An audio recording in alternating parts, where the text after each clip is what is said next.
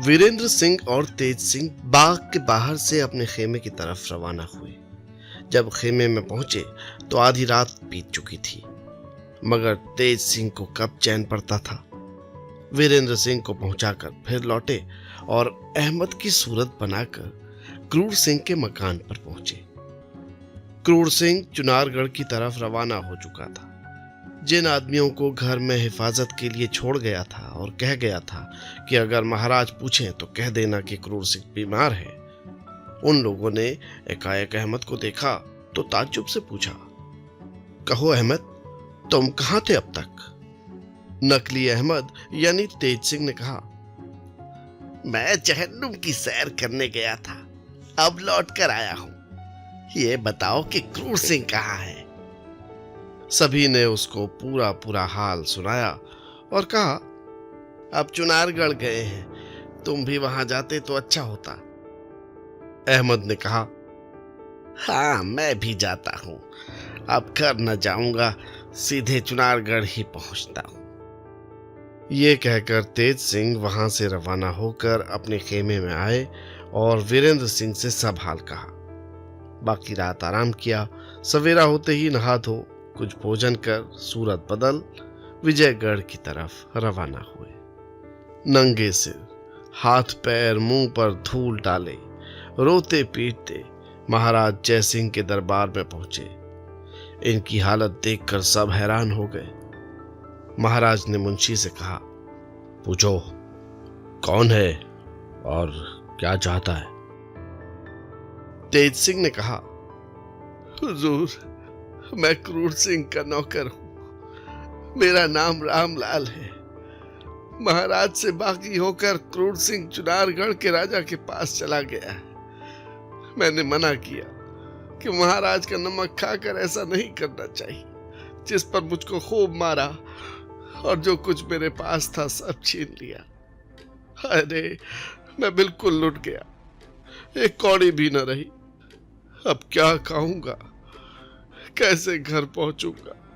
लड़के बच्चे 3 बरस की कमाई खोजेंगे, कहेंगे कि रजवाड़े की क्या कमाई लाए हो, उनको क्या दूंगा? दुहाई महाराज की, दुहाई दुहाई। बड़ी मुश्किल से सभी ने उसे चुप कराया। महाराज को बड़ा गुस्सा आया। हुक्म दिया, क्रूर सिंह कहाँ है?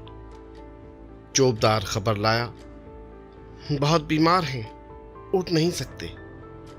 रामलाल बना हुआ तेज सिंह बोला, दुहाई महाराज की, ये भी उन्हीं की तरफ मिल गया, झूठ बोलता है, मुसलमान सब उसके दोस्त हैं। दुहाई महाराज की, खूब तहकीकात कराई जाए। महाराज ने मुंशी से कहा, तुम जाकर पता लगाओ कि क्या मामला है। थोड़ी देर बाद मुंशी वापस आए और बोले, महाराज, क्रूर सिंह घर पर नहीं है और घर वाले कुछ बताते नहीं कि कहाँ गया। महाराज ने कहा, जरूर चुनारगढ़ गया होगा। अच्छा, उसके यहाँ के किसी प्यादे को बुलाओ। हुक्म पाते ही चौबदार गया और बदकिस्मत प्यादे को पकड़ लाया। महाराज ने पूछा, क्रूर सिंह कहाँ गया है? प्यादे ने ठीक पता नहीं दिया। रामलाल यानी तेज सिंह ने फिर कहा, दुहाई महाराज की, बिना मार खाए नहीं बताएगा। महाराज ने मारने का हुक्म दिया। पिटने के पहले ही उस बदनसीब ने बतला दिया कि क्रूर सिंह चुनारगढ़ गया है। महाराज जयसिंह को क्रूर का हाल सुनकर जितना गुस्सा आया बयान के बाहर है। उन्होंने हुक्म दिया, क्रूर सिंह के घर के सब औरत मर्द घंटे भर के अंदर जान बचाकर हमारी सरहद के बाहर हो जाए। उसका मकान लूट लिया जाए। उसकी दौलत में से जितना रुपया अकेला रामलाल उठाकर ले जा सके ले जाए, बाकी सरकारी खजाने में दाखिल कराया जाए। रामलाल अगर नौकरी कबूल करे तो दी जाएगी। हुक्म पाते ही सबसे पहले रामलाल यानी तेज सिंह क्रूर सिंह के घर पहुंचा। महाराज के मुंशी को जो हुक्म की तामील करने गया था, रामलाल ने कहा, पहले मुझको रुपये दे दो कि उठा ले जाऊं और महाराज को आशीर्वाद करूं। बस जल्दी दे दो, मुझ गरीब को मत सताओ। मुंशी ने कहा, और जब आदमी है, इसको अपनी पड़ी है, ठहर जा, जल्दी क्यों करता है। नकली रामलाल ने चिल्लाकर कहना शुरू किया, दुहाई महाराज की, मेरे रुपये मुंशी नहीं देता। कहता हुआ महाराज की तरफ चला। मुंशी ने कहा, अरे अरे लो लो लो, जाते कहाँ हो, अरे भाई पहले इसको दे दो। रामलाल ने कहा, हद तेरे की, मैं चिल्लाता नहीं तो सभी रुपये डकार जाता। इस पर सब हंस पड़े। मुंशी ने 2000 रुपये आगे रखवा दिया और कहा, ले ले जा। रामलाल ने कहा, वाह, कुछ याद है महाराज ने क्या हुक्म दिया है? इतना तो मेरी जेब में आ जाएगा, मैं उठाकर क्या ले जाऊंगा। मुंशी झुंझला उठा, नकली रामलाल को खजाने के संदूक के पास ले जाकर खड़ा कर दिया और कहा, उठा, देखे कितना उठाता है। देखते देखते उसने 10,000 रुपये उठा लिए, सिर पर, बटुए में, कमर में, जेब में, यहां तक कि मुंह में भी कुछ रुपये भर लिए और रास्ता लिया। सब हंसने और कहने लगे, आदमी नहीं, इसे राक्षस समझना चाहिए। महाराज के हुक्म की तामील की गई, घर लूट लिया गया। औरत मर्द सभी ने रोते पीटते चुनारगढ़ का रास्ता पकड़ा। तेज सिंह रुपया लिए हुए वीरेंद्र सिंह के पास पहुंचे और बोले, आज तो मुनाफा कमा लाए, मगर यार माल शैतान का है, इसमें कुछ आप भी मिला दीजिए जिससे पाक हो जाए। वीरेंद्र सिंह ने कहा, अरे ये तो बताओ कि लाए कहां से। उन्होंने सब हाल कहा। वीरेंद्र सिंह ने कहा, जो कुछ मेरे पास है मैंने सब दिया। तेज सिंह ने कहा, मगर शर्त यह है कि उससे कम ना हो, क्योंकि आपका रुतबा उससे कहीं ज्यादा है। वीरेंद्र सिंह ने कहा, हाँ ठीक है, पर इस वक्त कहां से लाएं? तेज सिंह ने जवाब दिया, तमस्सुक लिख दो। कुमार हंस पड़े और उंगली से हीरे की अंगूठी उतार कर दे दी। तेज सिंह ने खुश होकर ले ली और कहा, परमेश्वर आपकी मुराद पूरी करे। अब हम लोगों को भी यहाँ से अपने घर चले चलना चाहिए, क्योंकि अब मैं चुनारगढ़ जाऊंगा, देखता हूं शैतान का बच्चा वहां क्या बंदोबस्त कर रहा है। क्रूर सिंह की तबाही का हाल शहर भर में फैल गया। महारानी रत्नगर्भा यानी चंद्रकांता की मां और चंद्रकांता, इन सभी ने भी सुना। कुमारी और चपला को बड़ी खुशी हुई। जब महाराज महल में गए तो हंसी हंसी में महारानी ने क्रूर सिंह का हाल पूछा। महाराज ने कहा, बड़ा बदमाश और झूठा था, मुफ्त में हमारी लड़की को बदनाम करने चला था। महारानी ने बात छेड़कर कहा, आपने भी क्या सोचकर वीरेंद्र का आना जाना बंद कर दिया? देखिए ना, ये वही वीरेंद्र है जो लड़कपन से, जब चंद्रकांता पैदा भी नहीं हुई थी, यहीं आता और कई कई दिनों तक रहा करता था। जब ये पैदा हुई तो दोनों बराबर खेला करते और इसी से इन दोनों की आपस में मोहब्बत बढ़ गई। उस वक्त ये भी नहीं मालूम होता था कि आप और राजा सुरेंद्र सिंह कोई दो हैं, या फिर नौगढ़ और विजयगढ़ दो अलग रजवाड़े हैं। सुरेंद्र सिंह भी बराबर आप ही के कहे मुताबिक चला करते थे। कई बार आप खुद कह चुके थे कि चंद्रकांता की शादी वीरेंद्र सिंह से कर देनी चाहिए। ऐसी मेल मोहब्बत और आपस के बनाव को उस दुष्ट क्रूर ने बिगाड़ दिया और दोनों के चित्त में मैल पैदा कर दिया। महाराज ने कहा, मैं हैरान हूं कि मेरी बुद्धि को क्या हो गया था। मेरी समझ पर पत्थर पड़ गए। कौन सी बात ऐसी हुई जिसके सबब से मेरे दिल में वीरेंद्र सिंह की मोहब्बत जाती रही। हाय, इस क्रूर सिंह ने तो गजब ही किया। इसके निकल जाने पर अब मुझे मालूम होता है। महारानी ने कहा, देखे अब वो चुनारगढ़ में जाकर क्या करता है। जरूर महाराज शिवदत्त को भड़काएगा और कोई नया बखेड़ा खड़ा करेगा। महाराज ने कहा, खैर देखा जाएगा, परमेश्वर मालिक है। उस नालायक ने तो अपनी भरसक बुराई में कुछ भी कमी नहीं की थी। ये कहकर महाराज महल के बाहर चले गए अब उनको ये फिक्र हुई कि किसी को दीवान बनाना चाहिए, नहीं तो काम नहीं चल पाएगा। कई दिनों तक सोच विचार कर उन्होंने हरदयाल सिंह नामी नायब दीवान को मंत्री की पदवी और खिलत दी। ये शख्स बड़ा ईमानदार, नेकबख्त, रहमदिल और साफ तबीयत का था। कभी किसी का दिल उसने नहीं दुखाया। बयान 11। क्रूर सिंह को बस यही एक फिक्र लगी हुई थी कि जिस तरह बने वीरेंद्र सिंह और तेज सिंह को मार डालना ही नहीं चाहिए, बल्कि नौगढ़ का राज्य ही गारत कर देना चाहिए। नाजिम को साथ लिए चुनारगढ़ पहुंचा और शिवदत्त के दरबार में हाजिर होकर नजर दिया। महाराज इसे बखूबी जानते थे, इसलिए नजर लेकर हाल पूछा। क्रूर सिंह ने कहा, महाराज, जो कुछ हाल है मैं एकांत में कहूंगा। दरबार बर्खास्त हुआ। शाम को तलखिए यानी एकांत में महाराज ने क्रूर सिंह को बुलाया और हाल पूछा। उसने जितनी शिकायत महाराज जयसिंह की करते बनी की और ये भी कहा कि लश्कर का इंतजाम आजकल बहुत खराब है। मुसलमान सब हमारे मेल में हैं। अगर आप चाहें तो इस समय विजयगढ़ को फतेह कर लेना कोई मुश्किल बात नहीं। चंद्रकांता महाराज जयसिंह की लड़की भी, जो खूबसूरती में अपना कोई सानी नहीं रखती, आप ही के हाथ लगेगी। ऐसी ऐसी बहुत सी बातें कहकर उसने महाराज शिवदत्त को पूरे तौर से भड़काया। आखिर महाराज ने कहा, हमको लड़ने की अभी कोई जरूरत नहीं। पहले हम अपने अय्यारों से काम लेंगे, फिर जैसा होगा देखा जाएगा। मेरे यहाँ 6 अय्यार हैं, जिनमें से 4 अय्यारों के साथ पंडित जगन्नाथ ज्योतिषी को भी तुम्हारे साथ कर देते हैं। इन सभी को लेकर तुम जाओ और देखो कि लोग क्या करते हैं। पीछे जब मौका होगा हम भी लश्कर लेकर पहुंच जाएंगे। उन अय्यारों के नाम थे पंडित बद्रीनाथ, पन्नालाल, राम नारायण, भगवान दत्त और घसीटा सिंह।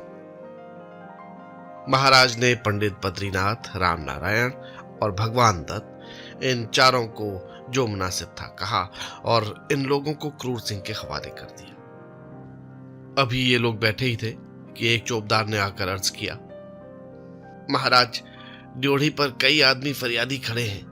कहते हैं हम लोग क्रूर सिंह के रिश्तेदार हैं। इनके चुनारगढ़ जाने का हाल सुनकर महाराज जय सिंह ने घर बार लूट लिया और हम लोगों को निकाल दिया। उन लोगों के लिए क्या हुक्म है? ये सुनकर क्रूर सिंह के होश उड़ गए। महाराज शिवदत्त ने सभी को अंदर बुलाया और हाल पूछा। जो कुछ हुआ था उन्होंने बयान किया। इसके बाद क्रूर सिंह और नाजिम की तरफ देखकर कहा, अहमद भी तो आपके पास आया है। नाजिम ने पूछा, अहमद? वो कहाँ है? यहां तो नहीं आया। सभी ने कहा, अरे वहां तो घर पर गया था और ये कहकर चला गया कि मैं भी चुनारगढ़ जाता हूं। नाजिम ने कहा, बस मैं समझ गया, वो जरूर तेज सिंह होगा, इसमें कोई शक नहीं। उसी ने महाराज को खबर पहुंचाई होगी। ये सब फसाद उसी का है। यह सुनकर क्रूर सिंह रोने लगा। महाराज शिवदत्त ने कहा, जो होना था सो हो गया, सोच मत करो। देखो, इसका बदला जयसिंह से मैं लेता हूं। तुम इसी शहर में रहो। हमाम के सामने वाला मकान तुम्हें दिया जाता है, उसी में अपने परिवार को रखो। रुपये की मदद सरकार से हो जाएगी। क्रूर सिंह ने महाराज के हुक्म के मुताबिक उसी मकान में डेरा जमाया। कई दिन बाद दरबार में हाजिर होकर क्रूर सिंह ने महाराज से विजयगढ़ जाने के लिए अर्ज किया। सब इंतजाम हो ही चुका था। महाराज ने चारों अय्यार और पंडित जगन्नाथ ज्योतिषी के साथ क्रूर सिंह और नाजिम को विदा किया। अय्यार लोग भी अपने अपने सामान से लैस हो गए। कई तरह के कपड़े लिए, बटुए, अय्यारी का सामान अपने अपने कंधे से लटका लिया, खंजर बगल में रख लिया। ज्योतिषी ने भी पोथी पत्रा आदि और कुछ अय्यारी का सामान ले लिया, क्योंकि वो थोड़ी बहुत अय्यारी भी जानते थे। अब ये शैतान का झुंड विजयगढ़ की तरफ रवाना हुआ। इन लोगों का इरादा नौगढ़ जाने का भी था। देखिए कहां जाते हैं और क्या करते हैं। बयान 12। वीरेंद्र सिंह और तेज सिंह नौगढ़ के किले के बाहर निकल बहुत से आदमियों को साथ लिए चंद्रप्रभा नदी के किनारे बैठे शोभा देख रहे थे। एक तरफ से चंद्रप्रभा, दूसरी तरफ से कर्मनाशा नदी बहती हुई आई है और किले के नीचे दोनों का संगम हो गया है, जहां कुमार और तेज सिंह बैठे हैं। नदी बहुत चौड़ी है और उस पर साखू का बड़ा भारी जंगल है, जिसमें हजारों मोर और लंगूर अपनी अपनी बोलियों और किलकारियों से जंगल की शोभा बढ़ा रहे हैं। कुंवर वीरेंद्र सिंह उदास बैठे हैं। चंद्रकांता के विरह में मोरों की आवाज तीर सी लगती है, लंगूरों की किलकारी वज्र सी मालूम होती है। शाम की धीमी धीमी ठंडी हवा लू का काम करती है। चुपचाप बैठे नदी की तरफ देख ऊंची सांस ले रहे हैं। इतने में एक साधु रामरथ से रंगी हुई कफनी पहने, रामनंदी तिलक लगाए, हाथ में खंजरी लिए कुछ दूर नदी के किनारे बैठा ये गाता हुआ दिखाई पड़ा। गए चुनारगढ़ क्रूर, बहुरंगी लाए 4 चितारी। संग में उनके पंडित देवता जो हैं सगुन विचारी। इनसे रहना बहुत संभल के, रमल चले अधिकारी। क्यों बैठे हो तुम बेफिक्रे, काम करो कोई भारी। ये आवाज कानों में पड़ते ही तेज सिंह ने गौर से उसकी तरफ देखा। वो साधु भी इन्हीं की तरफ मुंह करके गा रहा था। तेज सिंह को अपनी तरफ देखते दांत निकाल कर दिखला दिए और उठ के चलते बना। वीरेंद्र सिंह अपनी चंद्रकांता के ध्यान में डूबे हैं। उनको इन सब बातों की कोई खबर नहीं। वे नहीं जानते कि कौन गा रहा है या किधर से आवाज आ रही है। एकटक नदी की तरफ देख रहे हैं। तेज सिंह ने बाजू पकड़कर हिलाया। कुमार चौंक पड़े। तेज सिंह ने धीरे से पूछा, कुछ सुना? कुमार ने कहा, क्या? नहीं तो कहो। तेज सिंह ने कहा, उठिए, अपनी जगह पर चलिए। जो कुछ कहना है वहीं एकांत में कहेंगे। वीरेंद्र सिंह संभल गए और उठ खड़े हुए। दोनों आदमी धीरे धीरे किले में आए और अपने कमरे में जाकर बैठे। अब एकांत है, सिवाय इन दोनों के इस समय कमरे में कोई नहीं है। वीरेंद्र सिंह ने तेज सिंह से पूछा, कहो तेज सिंह, क्या कहने को थे? तेज सिंह ने कहा, सुनिए, ये तो आपको मालूम हो ही चुका है कि क्रूर सिंह महाराज शिवदत्त से मदद लेने चुनारगढ़ गया है। अब उसके वहां जाने का क्या नतीजा निकला वो भी सुनिए। वहां से शिवदत्त ने 4 अय्यार और 1 ज्योतिषी को उनके साथ कर दिया है। वो ज्योतिषी बहुत अच्छा रमल फेंकता है। नाजिम पहले से उसके साथ है। कुमार, अब इन लोगों की मंडली भारी हो गई। ये लोग कम फसाद नहीं करेंगे, इसलिए मैं अर्ज करता हूं कि आप संभल कर रहिए। मैं अब काम की फिक्र में जाता हूं। मुझे यकीन है कि उन अय्यारों में से कोई न कोई जरूर इस तरफ भी आएगा और आपको फंसाने की कोशिश करेगा। कुमार, आप होशियार रहिएगा और किसी के साथ नहीं जाइएगा, न किसी का दिया कुछ खाइएगा, बल्कि इत्र, फूल वगैरह कोई कुछ भी दे तो सूंघिएगा मत। और इस बात का भी ख्याल रखिएगा कि मेरी सूरत बना के भी वो लोग आ सकते हैं, कोई ताज्जुब नहीं। इस तरह आप मुझको पहचान लीजिएगा। देखिए, मेरी आंख के अंदर नीचे की तरफ ये एक तिल है जिसको कोई नहीं जानता। आज से लेकर दिन में चाहे जितनी बार जब भी मैं आपके पास आया करूंगा, इस तिल को छिपे तौर से दिखलाकर अपना परिचय आपको दिया करूंगा। अगर ये काम मैं न करूं तो समझ लीजिएगा कि कोई धोखा है। और भी बहुत सी बातें तेज सिंह ने समझाई, जिनको खूब गौर के साथ कुमार ने सुना और तब पूछा, अच्छा तेज सिंह, तुमको कैसे मालूम हुआ कि चुनारगढ़ से इतनी बड़ी मदद इनको मिली है?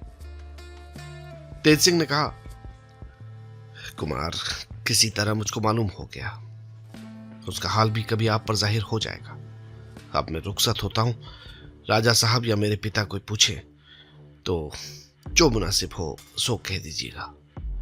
पहर रात रहे तेज सिंह अय्यारी के सामान से लैस होकर वहां से रवाना हो गए। चपला बालादवी के लिए मर्दाने भेस में शहर से बाहर निकली। आधी रात बीत गई थी। साफ चिटकी हुई चांदनी देख एकाएक जी में आया कि नौगढ़ चलूं और तेज सिंह से मुलाकात करूं। इसी ख्याल से कदम बढ़ाए नौगढ़ की तरफ चली। उधर तेज सिंह अपनी असली सूरत में अय्यारी के सामान से सजे हुए विजयगढ़ की तरफ चले आ रहे थे। इत्तेफाक से दोनों की रास्ते में ही मुलाकात हो गई। चपला ने पहचान लिया और नजदीक आकर अपनी असली बोली में पूछा, कहिए आप कहां जा रहे हैं? तेज सिंह ने बोली से चपला को पहचाना और कहा, वाह वाह, क्या मौके पर मिल गई, नहीं तो मुझे बड़ी मेहनत तुमसे मिलने के लिए करनी पड़ती, क्योंकि बहुत सी जरूरी बातें कहनी थी। आओ इस जगह बैठो। एक साफ पत्थर की चट्टान पर दोनों बैठ गए। चपला ने कहा, कहो वो कौन सी बातें हैं? तेज सिंह ने कहा, सुनो, ये तो तुम जानती ही हो कि क्रूर चुनारगढ़ गया है। अब वहां का हाल सुनो। 4 अय्यार और एक पंडित जगन्नाथ ज्योतिषी को महाराज शिवदत्त ने मदद के लिए उसके संग कर दिया है और वे लोग यहां पहुंच गए हैं।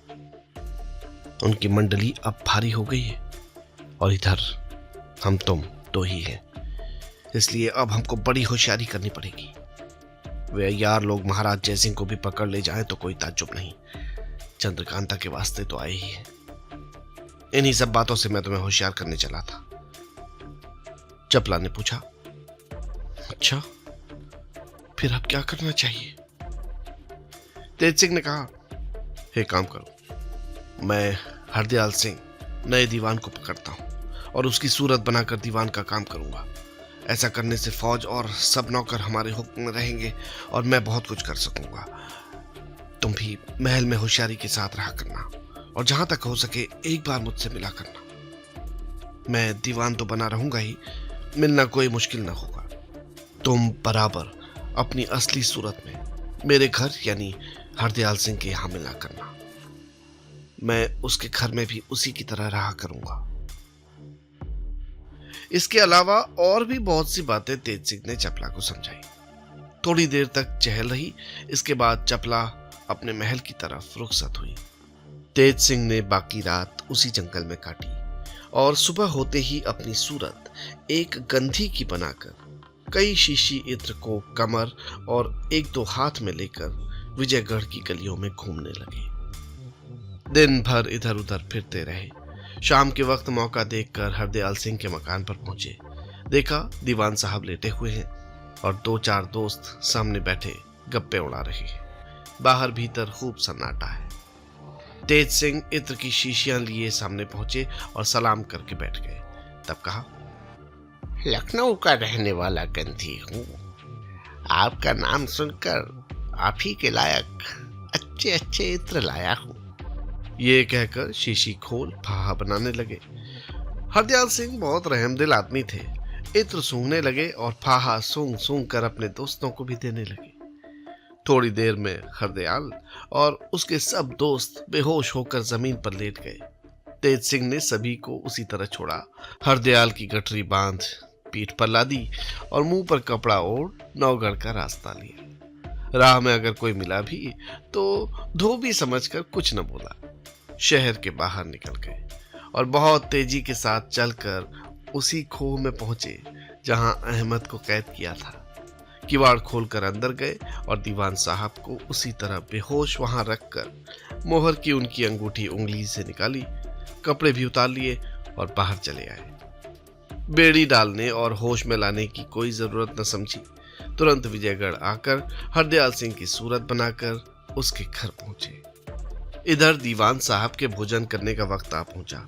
लौंडी बुलाने आई। देखा कि दीवान साहब तो है नहीं, उनके 4-5 दोस्त गाफिल पड़े हैं। उसे बड़ा ताज्जुब हुआ और एकाएक चिल्ला उठी। उसकी चिल्लाहट सुनकर नौकर और प्यादे आ पहुंचे और ये तमाशा देखकर हैरान हो गए। दीवान साहब को इधर उधर ढूंढा मगर कहीं पता न चला। बयान 13। 3 पहर रात गुजर गई। उनके सब दोस्त जो बेहोश पड़े थे वो भी होश में आए मगर अपनी हालत देख देख हैरान थे। लोगों ने पूछा, आप लोग कैसे बेहोश हो गए? और दीवान साहब कहाँ हैं?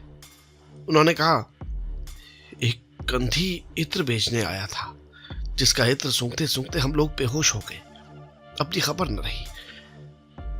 क्या जाने दीवान साहब कहाँ हैं। इसी से कहते हैं कि अमीरों की दोस्ती में हमेशा जान की जोखिम रहती है। आप कान उमेटते हैं हम कि कभी अमीरों का संग न करेंगे। ऐसी ऐसी ताज्जुब भरी बातें हो रही थी और सवेरा होने ही वाला था कि सामने से दीवान हरदयाल आते हुए दिखाई पड़े, जो दरअसल श्री तेज सिंह बहादुर थे। दीवान साहब को आते देख सभी ने घेर लिया और पूछने लगे कि आप कहाँ गए थे? दोस्तों ने पूछा, वो नालायक गंधी कहाँ गया और हम लोग बेहोश कैसे हो गए? दीवान साहब ने कहा, वो चोर था, मैंने पहचान लिया। अच्छी तरह से उसका इत्र नहीं सूंघा। अगर सूंघता तो तुम्हारी तरह मैं भी बेहोश हो जाता। मैंने उसको पहचान कर पकड़ने का इरादा किया तो वो भागा। मैं भी गुस्से में उसके पीछे चला गया, लेकिन वो निकल गया। अफसोस। इतने में लौंडी ने अर्ज किया, कुछ भोजन भी कर लीजिए, सबके सब घर में भूखे बैठे हैं। इस वक्त तक सभी को रोते ही गुजरा। दीवान साहब ने कहा, अब तो सवेरा हो गया, भोजन क्या करूं? मैं थक भी गया हूं, सोने को जी चाहता है। ये कहकर पलंग पर जा लेटे उनके दोस्त भी अपने घर चले गए। सवेरे तय वक्त पर दरबारी पोशाक पहन गुप्त रीति से अय्यार का बटुआ कमर में बांधकर दरबार की तरफ चले। दीवान साहब को देख रास्ते में बराबर दो पट्टी लोगों में हाथ उठने लगे। वो भी जरा जरा सिर हिलाकर सभी के सलामों का जवाब देते हुए कचहरी में पहुंचे। महाराज अभी नहीं आए थे। तेज सिंह हरदयाल सिंह की खसलत से वाकिफ थे। उन्हीं के मामूल के मुताबिक वो भी दरबार में दीवान की जगह बैठकर काम करने लगे। थोड़ी देर में महाराज आ गए। दरबार में मौका पाकर हरदयाल सिंह धीरे धीरे अर्ज करने लगे, महाराजाधिराज, ताबेदार की पक्की खबर मिली है कि चुनारगढ़ के राजा शिवदत्त ने क्रूर सिंह की मदद की है और 5 अय्यार साथ करके सरकार से बेअदबी करने के लिए इधर रवाना किया है। बल्कि ये भी कहा है कि पीछे हम भी लश्कर लेकर आएंगे। महाराज, इस वक्त बड़ी मुसीबत आन पड़ी है, क्योंकि सरकार में आजकल कोई अय्यार नहीं। नाजिम और अहमद थे सो वे भी क्रूर सिंह के साथ हैं, बल्कि सरकार के यहाँ वाले मुसलमान भी उसी तरफ मिले हुए हैं। आजकल वे अय्यार जरूर सूरत बदल कर शहर में घूमते और बदमाशी की फिक्र करते होंगे। महाराज जयसिंह ने कहा, ठीक है, मुसलमानों का रंग हम भी बेढप देखते हैं। फिर तुमने क्या बंदोबस्त किया? धीरे धीरे महाराज और दीवान की बातें हो रही थी। इतने में दीवान साहब की निगाह एक चौबदार पर पड़ी, जो दरबार में खड़ा छिपी निगाहों से चारों तरफ देख रहा था। वे गौर से उसकी तरफ देखने लगे। दीवान साहब को गौर से देखते हुए पाकर वो चौबदार चौकन्ना हो गया और कुछ संभल गया।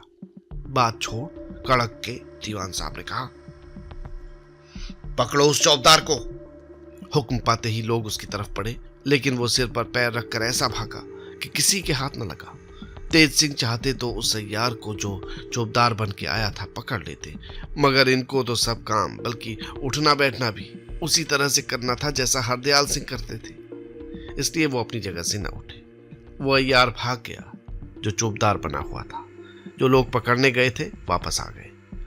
दीवान साहब ने कहा, महाराज देखिए, जो मैंने अर्ज किया था और जिस बात का मुझको डर था वो ठीक निकली। महाराज को यह तमाशा देखकर खौफ हुआ। जल्दी दरबार बर्खास्त कर दीवान को साथ लिए तलखिए में चले गए। जब बैठे तो हरदयाल सिंह से पूछा, क्यों जी, अब क्या करना चाहिए? उस दुष्ट क्रूर ने तो एक बड़े भाई को हमारा दुश्मन बनाकर उभारा है। महाराज शिवदत्त की बराबरी हम किसी भी तरह नहीं कर सकते। दीवान साहब ने कहा, महाराज, मैं फिर अर्ज करता हूं कि हमारे सरकार में इस समय कोई अय्यार नहीं। नाजिम और अहमद थे सो क्रूर ही की तरफ जा मिले। अय्यारों का जवाब बिना अय्यार के कोई नहीं दे सकता। ये लोग बड़े चालाक और फसादी होते हैं। 1500 की जान ले लेना उन लोगों के आगे कोई बात नहीं। इसलिए जरूर कोई ईमानदार अय्यार मुकर्रर करना चाहिए, पर यह भी एकाएक नहीं हो सकता। सुना है कि राजा सुरेंद्र सिंह के दीवान का लड़का तेज सिंह बड़ा भारी अय्यार निकला है। मैं उम्मीद करता हूं कि अगर महाराज चाहेंगे और तेज सिंह को मदद के लिए मांगेंगे तो राजा सुरेंद्र सिंह को देने में कोई हर्ज न होगा, क्योंकि वे महाराज को दिल से चाहते हैं। क्या हुआ अगर महाराज ने वीरेंद्र सिंह का आना जाना बंद कर दिया? अब भी राजा सुरेंद्र सिंह का दिल महाराज की तरफ वैसा ही है जैसा पहले था। हरदयाल सिंह की बात सुन के थोड़ी देर महाराज गौर करते रहे, फिर बोले, तुम्हारा कहना ठीक है। सुरेंद्र सिंह और उनका लड़का वीरेंद्र सिंह दोनों बड़े लायक हैं। इसमें कोई शक नहीं कि वीरेंद्र सिंह वीर है और राजनीति भी अच्छी तरह जानता है। 1000 सेना लेकर 10,000 से लड़ने वाला है। और तेज सिंह की चालाकी में भी कोई फर्क नहीं। जैसा तुम कहते हो वैसा ही है, मगर मुझसे उन लोगों के साथ बड़ी ही बेमुरव्वती हो गई है, जिसके लिए मैं बहुत शर्मिंदा हूं। मुझे उनसे मदद मांगते शर्म मालूम होती है। इसके अलावा क्या जाने उनको मेरी तरफ से रंज हो गया हो। हाँ, तुम जाओ और उनसे मिलो। अगर मेरी तरफ से कुछ मलाल उनके दिल में हो तो उसे मिटा दो और तेज सिंह को लाओ तो काम चले। हरदयाल सिंह ने कहा, बहुत अच्छा महाराज, मैं खुद ही जाऊंगा और इस काम को करूंगा। महाराज ने अपनी मोहर लगाकर एक मुख्तसर चिट्ठी अपने हाथ से लिखी और अंगूठी की मोहर लगाकर उनके हवाले कर दिया। हरदयाल सिंह महाराज से विदा हो अपने घर आए और अंदर जनाने में न जाकर बाहर ही रहे। खाने को वहीं से मंगाया, खा पी कर बैठे और सोचने लगे कि चपला से मिलके सब हाल कह ले तो जाए। थोड़ा दिन बाकी था। जब चपला आई, एकांत में ले जाकर हरदयाल सिंह ने सब हाल कहा और वो चिट्ठी भी दिखाई जो महाराज ने लिख कर दी थी। चपला बहुत ही खुश हुई और बोली, हरदयाल सिंह तुम्हारे मेल में आ जाएगा, वो बहुत ही लायक है। अब तुम जाओ, इस काम को जल्दी करो। चपला तेज सिंह की चालाकी की तारीफ करने लगी। अब वीरेंद्र सिंह से मुलाकात होगी, ये उम्मीद दिल में हुई। नकली हरदयाल सिंह यानी तेज सिंह नौगढ़ की तरफ रवाना हुए। रास्ते में अपनी सूरत असली बना ली।